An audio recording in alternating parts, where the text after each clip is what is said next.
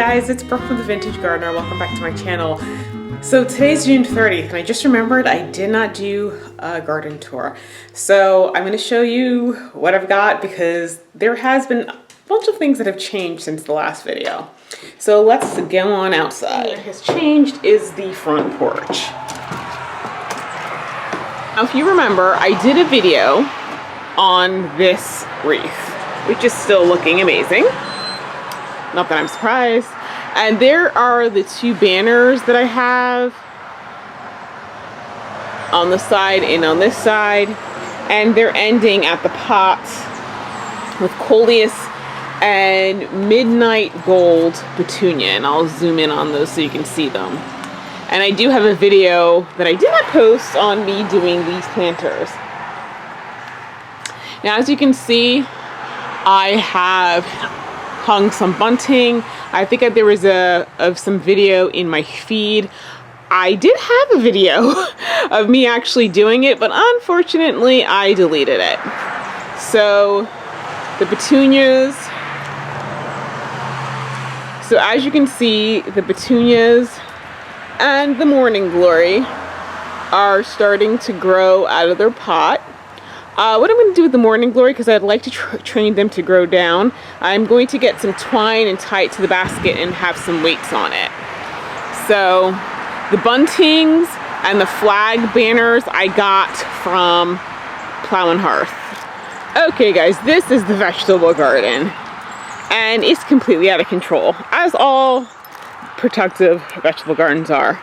So in this bed I've got my summer squash, both yellow and green, and there's some yellow ones right there. I'm not really sure what's going on in this particular bed because, oh, there's a nice deep green one. Some of the yellow squash have bottom end rot, and then others don't. So I'm not really sure how that happened. These are some pepper plants which are starting to flower. And these little vining bad boys right here, I believe are my cucumbers. So I should be getting some of those soon. These are the tomatoes. And it's kind of looking like a jungle in there. And once again, I have the same issue with some of the tomatoes having bottom end rot. Like, oh no, that one doesn't. Some of them do. I saw one in here that did. I can't find it now. Oh, there we go. That one does.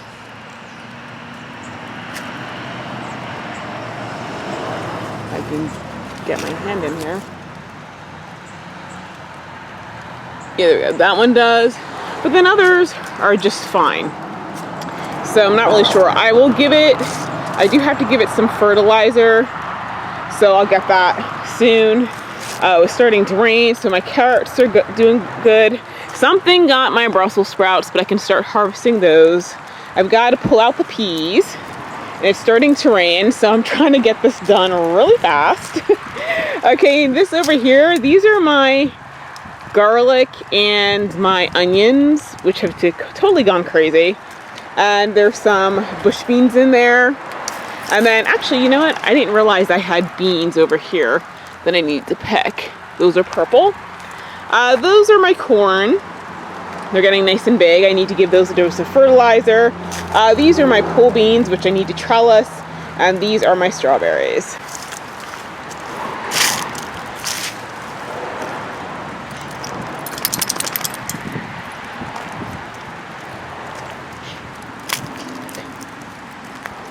Okay, this is the latest bed that I've done. Here are my herbs, which I'm actually going to plant in the vegetable garden. They're over here because there's a sprinkler. Then I got some blueberry and passion fruit. I got all of my daylilies planted that I just purchased. I've got 3 rose bushes back there. And then I've got some like black-eyed Susan vine. I've got some zinnias in there, and I've also got some cosmos. But there will be another video on that one. Okay, but this is probably the biggest change. So you guys saw the videos I've done on creating these flower beds. I planted a lot of seedlings, like those right there are sunflowers. I planted some vining flowers over there. There's some calendula down here, more sunflower. I've got my daylily. That one is Rosie Returns. This one back there is Santa's Little Helper. It looks like it's going to bloom soon. Those tiny little things are bachelor button cornflowers. I think their growth has been stunted because I had them in the pack too long. And here's some more bachelor buttons right here. And those are, I think this vine back there is like moonflower, or it's either moonflower or it's morning glory, one or the other. Those are my zinnias right there. They're starting to put on some growth. That's a peony plant. Those stalks right there, gladiolus. I do have some dahlias starting to come up, like right there. And this big one right here, I'm gonna have to pinch it at the top. And of course, these are my nasturtiums. And this is a zinnia right here. I'm not really sure which one. I'll see better once it actually opens. And then of course, here is my rose bush. And there's another dahlia. And then there's some nasturtiums over there, which are getting very big. So this is the other flower bed. And it's kind of weird because I planted all this stuff on the same day, and I feel like this bed's a little bit bigger, but here's some more nasturtium. Here is some more zinnia. I think there's some that's calendula back there. And I've got some pixie lupine somewhere. And so everything is starting to get bigger and take off. It's not very impressive looking right now. I mean, it's a lot bigger than it was in the little containers. So these two nasturtium right here. Okay, so I think the lighter color is cherry rose, and there's bumper snoot, and the darker one is cherry jubilee, I think. And so, ooh, there's some grass in the bed I got to pick out. So overall, everything is starting to, like I said, they were seedlings when I put them in. So I know it takes a little bit to catch up, but I'm hoping by the end of next month, this is going to look a lot more impressive. Okay guys, so this is the backyard, and I'm in what's the start of the moon garden. So as you can see, I've got the hydrangeas in, the